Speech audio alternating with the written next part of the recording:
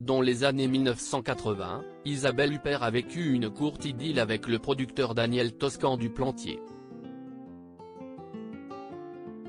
Quelques années plus tard, l'homme a refait sa vie avec une jeune femme prénommée Sophie retrouvée sauvagement assassinée le 23 décembre 1996.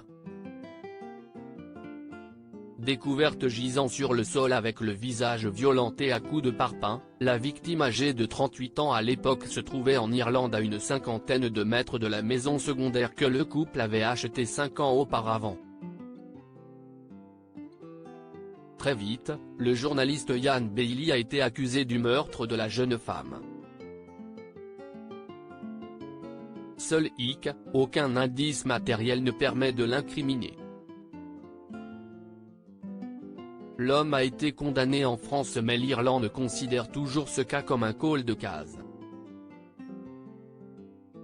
Récemment, l'enquête a d'ailleurs été relancée par les autorités irlandaises, bien déterminées à élucider ce meurtre considéré comme une vraie tache sur la société irlandaise, selon les mots du chef du gouvernement Micheál Martin.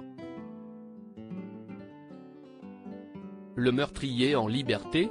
Vraiment content de cette nouvelle comme l'a rapporté son avocat, Ian Bailey espère être innocenté à la suite de cette enquête.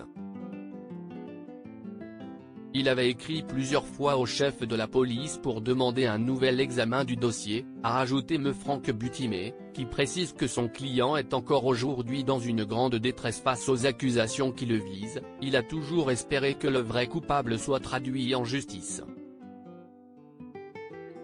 De nouvelles investigations d'autant plus importantes en Irlande que l'affaire est considérée comme un dossier jamais élucidé, qui suscite toujours autant d'interrogations et remue la presse irlandaise.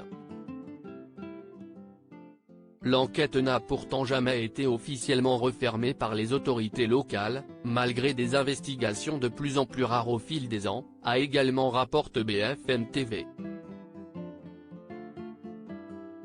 Le nouveau directeur des poursuites publiques, chargé de mener les poursuites pénales, a récemment décidé de reprendre le dossier à zéro et de confier l'enquête à une nouvelle division de police, spécialisée dans les affaires non élucidées, afin de faire la lumière sur les circonstances du drame. Le meurtrier serait-il en réalité toujours en liberté ?